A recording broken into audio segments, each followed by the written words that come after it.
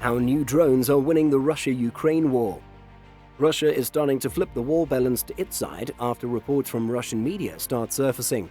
According to Russian military reports, the Russian military claims to have destroyed just under 400 Ukrainian unmanned aerial vehicles or UAVs, as well as a large number of other forms of military equipment as the conflict in Ukraine enters its second month.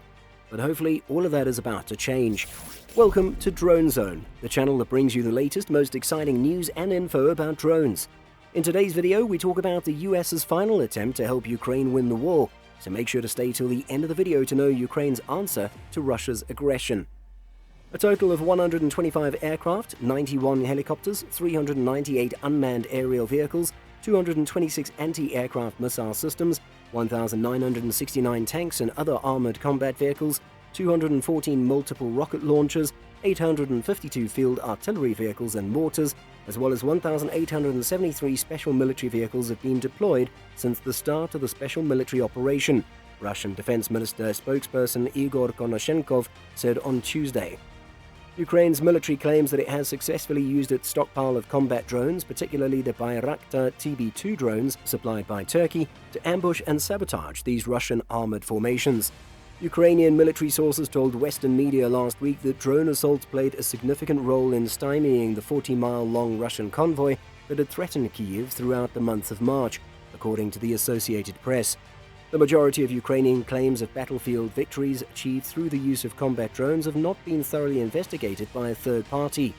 However, the Russian column, which was apparently affected by logistical difficulties, was eventually dispersed and redeployed into smaller units near Kyiv, according to satellite imagery. 78 Ukrainian drones have been shot down by Russian aircraft since the beginning of the war, according to Russian Defense Ministry claims on March 7th. Within 1 month, the Russian military claimed to have destroyed slightly more than 300 additional Ukrainian drones, according to numbers released by the Russian government. The latest data on drone kills provided by Konashenkov, if accurate, may show that the invading Russian forces are gradually becoming more accustomed to Ukrainian drone tactics as they seek to solidify authority in Ukraine's east and southeast. Russian President Vladimir Putin declared a no-fly zone over eastern Donbas in mid-March, according to the pro-Russian Donetsk People's Republic, or DPR, which is based in eastern Ukraine. Russian drones like the Elron-3 and Orlan-10 were notably absent during the initial stages of the invasion, but they are now playing an increasingly crucial intelligence, surveillance and reconnaissance role as the battle progresses, according to the Pentagon. Even though it is unclear how many Ukrainian drones are still in the air more than a month into the conflict in Ukraine, the West has pledged to replenish the Ukrainian military's allegedly depleting drone arsenal. In March, the United States said it would provide Kyiv with at least 100 Switchblade combat drones as part of an upcoming $800 million lethal aid package to the country. The anti-armor warhead carried by the man-portable Switchblade 600 model is capable of posing a danger to Russian vehicle formations and remaining stationary over its targets for up to 14 minutes, which is significantly longer than the couple of seconds you'll need to subscribe to our channel. It was revealed on Wednesday that a small number of Ukrainians have been educated in the United States on how to operate killer Switchblade drones, which are single-use weapons that fly into their targets and detonate on impact, according to a senior United States defense official. Currently, there are less than a dozen Ukrainians getting instruction on the use of switchblades and other weaponry. Prior to Russia's invasion of Ukraine on February 24th, they had landed in the United States to participate in regular military school programs there. On the condition of anonymity, the senior U.S. defense official told reporters, "We took advantage of the chance to pull them aside for a couple of days and offer them some training, notably on the Switchblade's unmanned aerial vehicle." Ahead of Russia's invasion of Ukraine, the United States withdrew its military advisors from the country, hoping to avoid a direct military confrontation between U.S. and Russian forces that may grow into a wider war. Following the departure, the United States and NATO have generally restricted their supplies of armament to Ukraine to systems that Ukrainian forces were already familiar with prior to Russia's incursion. This includes U.S. armaments that have provided Ukraine with a tactical advantage over Russian forces, such as Javelin anti-tank missiles and portable Stinger surface-to-air missiles that can target Russian fighter planes and helicopters. It also includes systems from the Soviet era that are still present in the arsenals of some NATO countries. Switchblades, on the other hand, which are reasonably simple to use and have the potential to be quite successful in striking Russian ground soldiers, were not included in training packages prior to Russia's invasion. With a range of 40 kilometers or 25 miles, the drones are capable of taking out vehicles such as trucks, armored personnel carriers, and other heavy equipment.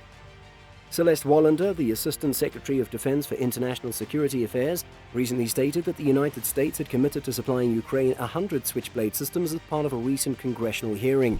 Defense Secretary Lloyd Austin announced on Tuesday that the Pentagon is delivering Ukraine 2 types of the Switchblade missile, one of which is equipped with an anti-armor warhead, according to Reuters. The Switchblade 600 and 300 will go as swiftly as they possibly can, Austin told the Armed Forces Committee of the United States House of Representatives. Ukrainians are expected to make speedy use of the first 100 systems that have been delivered. I'm confident that once we receive the first shipment of Switchblades, the Ukrainians will immediately request additional supplies, Air Force General Todd Walters, the top American commander in Europe, told Congress on March 30th. In a statement issued on Wednesday, a senior U.S. official declined to disclose where in the United States the Ukrainians are receiving training or to provide additional details on the other weapon systems on which they are being trained. According to several experts, the drones will be a game-changer in this battle. The Switchblade 300 and the Switchblade 600 have 2 distinct blade lengths. A 300, for example, weighs only 5.5 pounds and can be carried in a backpack, in spite of the fact that they are both easily handled by one person. The 600 is substantially heavier than the 300, with the missile itself weighing 33 pounds and the components required for transporting it weighing an additional significant amount. The Switchblade 300 has a range of slightly more than 6 miles and is capable of flying for a total of 15 minutes while hitting targets. Furthermore, with a flight range of 25 miles and a flight time of 40 minutes, the 600 is capable of traveling even greater distances. With cameras mounted on the Switchblade's body, it can be navigated through its environment using the video acquired by the sensors, as well as GPS data and image processing. In addition to collecting targeting information from other drones, the Switchblade is capable of monitoring and pinpointing specific targets on its own. That is, it simply becomes another weapon among a range of others, one that may be directed at a goal by other drones based on targeting information provided by them.